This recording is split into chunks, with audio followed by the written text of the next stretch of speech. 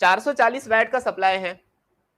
एक पॉसिबिलिटी ये थी कि दोनों के अक्रॉस 220 आ जाता तो दोनों भी काम करते, सक्सेसफुली काम करते, क्योंकि 220 का रेटिंग है, 220 का वोल्टेज उनको मिलेगा। लेकिन प्रॉब्लम ये है, ये उस वक्त होता था जब दोनों का रेजिस्टेंस इक्वल होता था। क्या दोनों का रेजिस्टेंस इक्वल है? नहीं है। आपको कैसे पता इक्वल नहीं है? क्योंकि दोनों का वोल्टेज रेटिंग बराबर है, पावर अलग अलग है। पावर अलग अलग है, वोल्टेज सेम है, इसका मतलब रेजिस्टेंस दोनों का अलग अलग है, किसी का कम किसी का ज्यादा। जिसका रेजिस्टेंस कम होगा उसके अक्रॉस आने वाला पोटेंशियल भी कम होगा।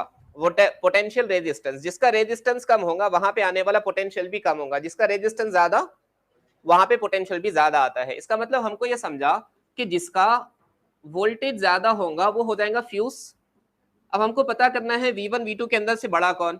अगर R1 बड़ा होता R2 से तो V1 बड़ा होता V2 से, और अगर R2 बड़ा होता R1 से तो V2 बड़ा होता V1 से। इस केस में फ्यूज कौन होता? R1 वाला। इस केस में फ्यूज कौन होता?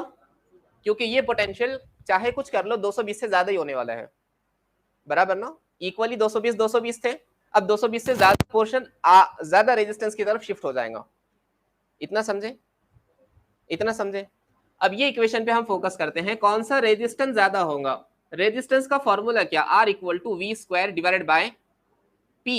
इन दोनों इक्वेशन के अंदर वोल्टेज कांस्टेंट है, मतलब R is inversely proportional to, मतलब जिसका पावर ज्यादा उसका रेजिस्टेंस कम।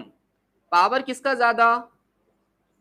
पावर किसका ज्यादा? P2 ज्यादा है P1 से, मतलब R2 छोटा है R1 से। R1 बड़ा है, इसका मतलब V1 बड़ा होगा V2 के कंपेयर में। मतलब फ्यूज कौन होगा? V1 वाला। V1 वाला मतलब 25 वैट वाला।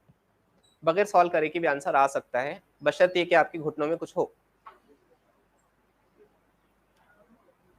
ठीक है, या तो ये तो है ही, आप पूरा सॉल्व करने के बाद वो 352 आने के बाद बोल सकते हैं कि भाई 352 आ रहा बहुत बड़ा है 220 से, इसका मतलब वो हो जाएगा फ्यूज।